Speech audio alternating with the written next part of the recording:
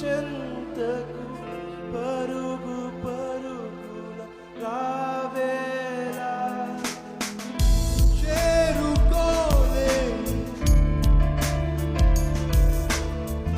ఎదురు చూపులు నీకేలా చేరదీసే క్రీస్తు చెంతకు పరుగు పరుగున రావేలా కల్వరి కొండలో కరిగిన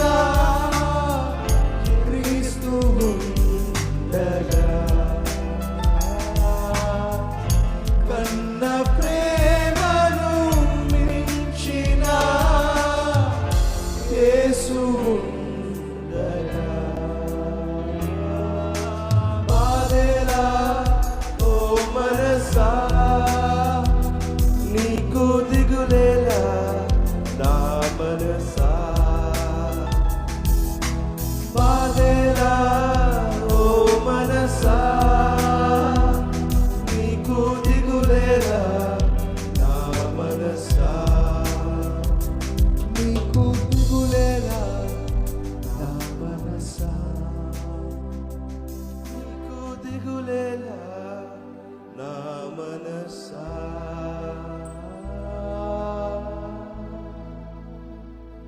పరిశుద్ధుడా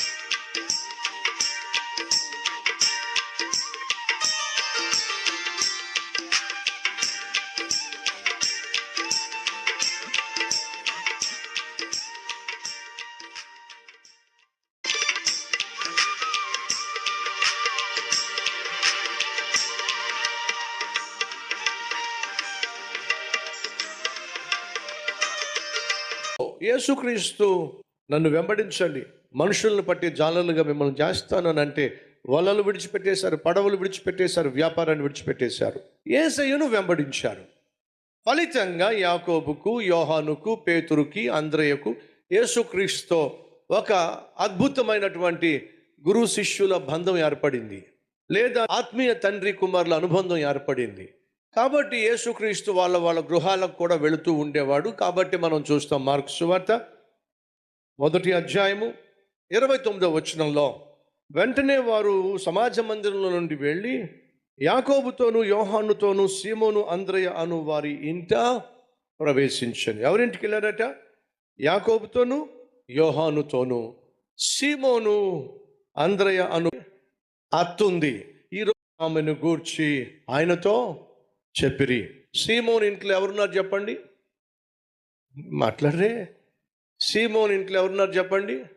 అత్తుంది.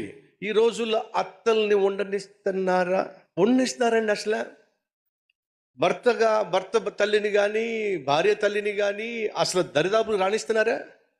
అసలు రానివ్వట్లేదండి. ఈరోజు అడుగుతున్నారు, మీ అత్త ఎక్కడుంది? దాని దగ్గర కూడా ఏమిటి? దగ్గరికి కూడా రానివ్వు. దయచేసి గమనించండి, రూతు ఎందుకు అంత గొప్ప వ్యక్తి అయిందో తెలుసా? తన భర్త చచ్చిపోయినా సరే అత్తను విడిచిపెట్టకుండా అత్తను హత్తుకొని ఉంది. అంతేకాకుండా అత్త నమ్మినటువంటి దేవుడే నిజమైన దేవుడని గ్రహించింది. ఫలితంగా దావీదును బహుమానంగా ఇచ్చింది. దావీదు ద్వారా యేసుక్రీస్తును లోకరక్షకునిగా పరిచయం చేసే భాగ్యాన్ని పొందుకుంది. ఎవరో చెప్పండి? రూతు ప్రత్యేకత ఏమిటి? భర్త చనిపోయినా సరే అత్తను మాత్రం విడిచిపెట్టలేదండి. ఈరోజు మనం చూస్తుంది ఏమిటయా అంటే, పేతురు ఇంటిలో ఎవరున్నారు? అత్తుంది. అత్త బాగోకపోతే పేతురు ఏం చేస్తున్నాడు? యేసయ్యను తన ఇంటికి తీసుకెళ్ళాడు. యేసయ్య ఒక్కసారి మా ఇంటికి రా. ఎందుకని? మా అత్తకు ఆరోగ్యం బాగాలేదు. వెనకటి కట్ట ఒక అతనికి ఫోన్ వచ్చింది, అమెరికాలో ఉంటున్నాడు. అతనికి ఫోన్ వచ్చింది.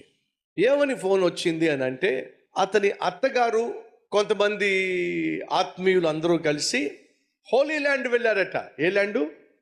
హోలీ ల్యాండ్, ఇశ్రాయేల్ దేశాన్ని చూడడానికి వెళ్ళారట. అలా వెళ్ళినప్పుడు ఆ పర్యటనలో ఇశ్రాయేల్ దేశాన్ని చూస్తూ చూస్తూ ఉండగా ఇతనికి ఫోన్ వచ్చింది. మీ పేరు జేకబా అని అంటే, అవును నా పేరు జేకబ్. ఎక్కడి నుంచి మాట్లాడుతున్నారు? ఇశ్రాయేల్ దేశం నుంచి మాట్లాడుతున్నారు.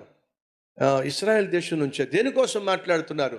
పలానా వ్యక్తి మీకు తెలుసా, పలానా వ్యక్తి మీకు తెలుసా అని చెప్పంటారేంటి? ఆమె మా అత్తగారు. సరే, మీ అత్తగారు ఇప్పుడు ఎక్కడున్నారు? ఇశ్రాయేల్ దేశంలోనే ఉన్నారు. మీకు ఒక విచారకరమైన వార్త ఏమిటంటే, మీ అత్తగారు రాత్రి గుండెపోటుతో హాస్పిటల్లో చనిపోయారు. అయ్యయ్యో, మా అత్తగారు చనిపోయారా అని చెప్పి తాను చాలా బాధపడిపోయారు. అప్పుడు అధికారులు ఏమంటున్నారంటే, మీ అత్తగారు చనిపోయారు కాబట్టి ఆమె శవాన్ని అమెరికా దేశానికి పంపించాలంటే చాలా ఖర్చు అవుతుంది. ఇప్పుడు మీరు కావాలని కోరుకున్నట్లయితే ఖర్చులు భరిస్తారంటే ఆమె శవాన్ని అమెరికా దేశానికి పంపిస్తాం. లేదు అనుకుంటే బహు తక్కువ ఖర్చులోనే ఇక్కడే మేము పూర్తి చేస్తాం. అంతేకాదు, ప్రత్యేకత ఏమిటంటే ఆమె ఎక్కడ చచ్చిపోయిందయ్యా అంటే బేతనీ గ్రామంలోనే చచ్చిపోయింది.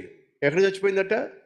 బేతనీ గ్రామంలో చచ్చిపోయింది. బేతనీ గ్రామం అంటే ఎవరిది చెప్పరే?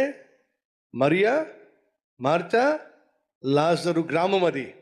ఆమె బేతనీ గ్రామంలోనే చచ్చిపోయింది అనేసరికి అటుపక్క ఫోన్లో ఉన్నటువంటి అల్లుడికి బల్బు వెలిగింది. ఏ బల్బు వెలిగిందో తెలుసా? ఏమంటున్నాడంటే అటుపక్కన అధికారులతో, ఎంత ఖర్చు అయినా పర్వాలేదు, దయచేసి మా అత్త శవాన్ని మా దేశానికి పంపించేసేయండి. అయ్యా, ఇంచుమించు 10 లక్షల దాకా ఖర్చు అవుతుంది, అయినా పర్వాలేదు పంపించేసేయండి. ఎందుకని అంటే ఏం చెప్పమంటారండి?